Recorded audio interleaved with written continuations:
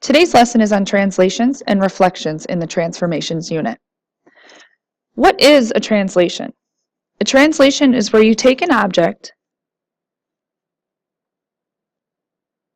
and you move its location.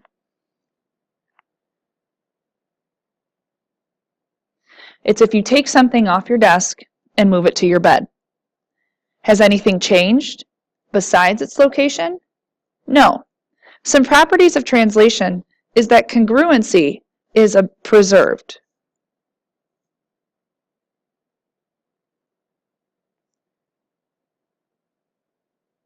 Which means the shape's size and height and width stays the same. It should not get longer. It should not get taller. It should not get miraculously 5 times as big. It stays the same. Another property of a translation is that orientation is preserved. What this means is that the way it is facing does not change. So if it has a point, that point is facing up, that point continues to face up. The orientation is preserved. And it is also written in coordinate notation.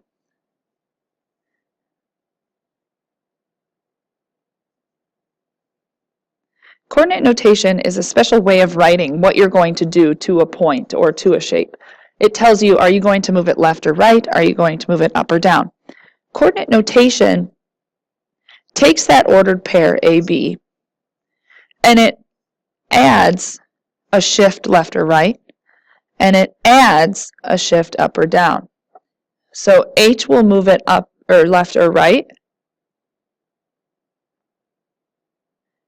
and K will move it up or down.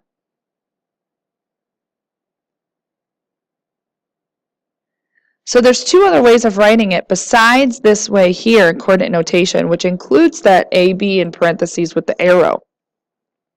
One is vectors. So you would just write the H and the K. So you would just write the movement within there. And then the last one is the translation notation, where you write a big T and then the HK in subscript. So here's what I mean by writing the example. If I tell you every point of an object moves left 3 units and down 5, if you take a look at your coordinate plane and you were to take something and move it left, you would be moving it in a negative direction. So since it's left 3 units, it's going to be -3. And since you're going to be moving that shape down, it's moving down in a negative direction. So it's also going to be -5.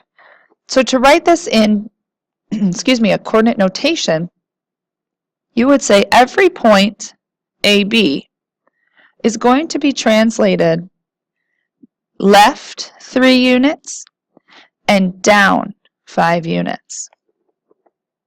You could also write it in that vector notation, -3, -5. Or you can also write it in the translation notation with the T and the subscript of -3, -5. In example B, every point moves down 7 units, which means down again is that negative direction, so that's going to be a -7. It does not say if you're moving left or right, therefore it's only moving down. So for that H position, you don't have to write anything. So in the coordinate notation, you would say A, comma, B -7, because B and the Y position goes up or down. If you were to write it in vector notation, you can't just leave it blank and write -7. You have to put a 0 as a placeholder. It means that you're not going left or right. And also in translation notation, it would be 0, -7. The last one, every point moves right 1. Right in the coordinate plane is positive direction.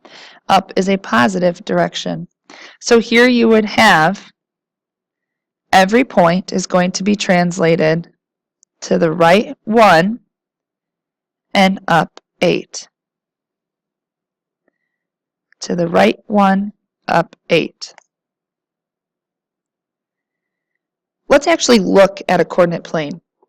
You can actually see the movement when given a coordinate plane. Remember, when you translate point A, so you're translating some point, it must be called A prime for that new position. So now you're not repeating a point or having to rename it. Again, it is pronounced A prime. So here's a graph. What we're going to do is it tells us the direction it's going to be moving. In this case, every x value is going to be going to the right 3 and down 2.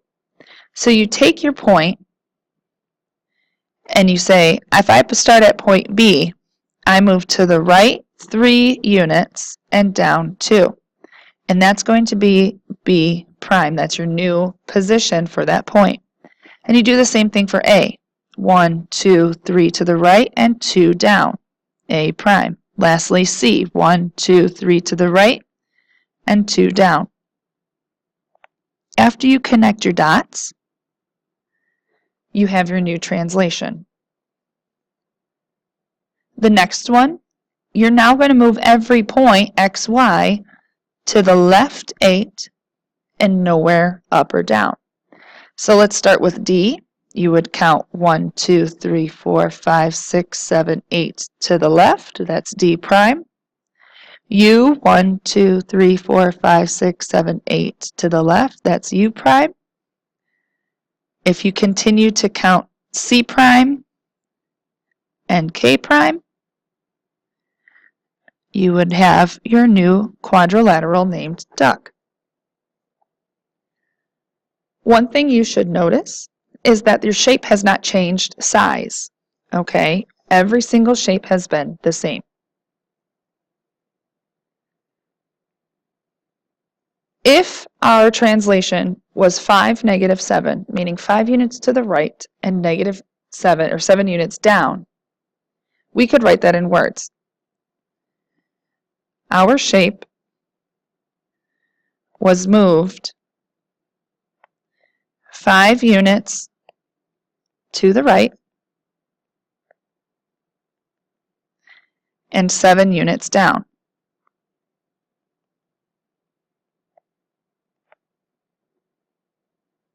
To get back to the original, you would have to go backwards. Since you moved 5 units to the right, you now have to move 5 units to the left. And since you moved 7 units down, you would have to move 7 units up. So you always just do the inverse. So if it's a +5, it's now going to be negative. If it's a -7, now it's going to be positive. A quick review. Every time you have x equals 3, it means that this line is going to be drawn so that it crosses over the x-axis at the number 3. Crosses over the x-axis at the number 3. Same thing here. This line is going to cross over the y-axis at -2. So every time you have an x equals, it's a vertical line. Every time you have a y equals, it's a horizontal. That's a good reference point for what's coming up. The next thing we're going to talk about is reflection. A reflection is an image that is flipped over.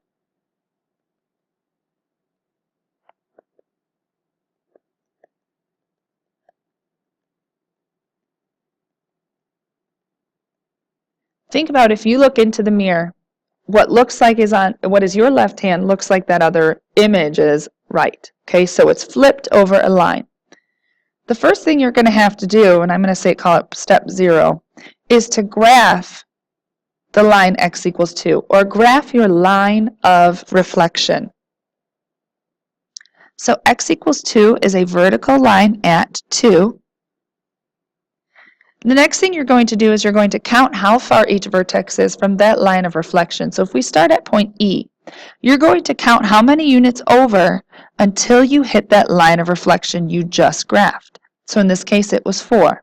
The next step is move that many spaces on the other side. So you're going to go 1, 2, 3, 4, and that's your new point. You're going to repeat with the same for each point. So L is 1, 2, 3, 4, 5, 6. There's your new L prime. And D is 8. So 1, 2, 3, 4, 5, 6, 7, 8. One thing you'll notice about reflections is that it does preserve congruency again. So again, the shape and size of the image is the same, but it does not preserve orientation. So in this case, our point is pointing to the right, but as soon as we reflect it, it's now pointing to the left. So orientation is not preserved. So here, if we take a second and graph these points in 1 and 2, we'll go over how to reflect it in 1 second. So I'm going to pause my computer. All right, so what you see is I plotted both points in 1 and 2. So what this says is it says reflect hand over the y-axis.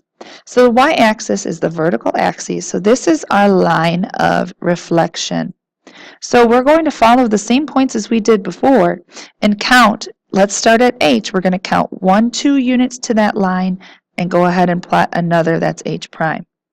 So D is 5 units, so then you're going to go 5 units to the other side, keeping on that line, so that's D prime. And then you have A, which is 3 units, so you're going to go 3 units the other way. And then N is 4, so we're going to go 4 units the other way. If you notice, you just reflected that shape over the y-axis. In problem number 2, we're going to reflect over the x-axis. So here's the x-axis. And we're going to reflect over that. So again, you count. So S is 2 units. You're going to go up 2. That's S prime. A is 4. We're going to go down, and that's A prime. M is 3 for 3. R is 5. So we're going to go down 5. So again, there is your points. And that was reflected over the x-axis. So not every time it will be the axis, sometimes it will be a line. So if you draw your line of reflection, here it's x equals 3, which means it's vertical. I'm sorry, negative 3. It's a vertical line at negative 3. And then all you're going to do is reflect over. So again, you're going to count. A is 2 units. So you always go to that line of reflection wherever it is at. 6 units, 1, 2, 3, 4, 5, 6. And then R is 6 as well. So we're going to go 6 the other way. So there's your image reflected over the line x equals negative 3. Number 4, reflected over y is 4. It's horizontal. Again, you count to that line. So D is 2 units. So we're going to draw one on the other side. Y is 2 units. And then R is 6. 1, 2, 3, 4, 5, 6. So that's R prime. So here is your triangle reflected over the line y equals 4.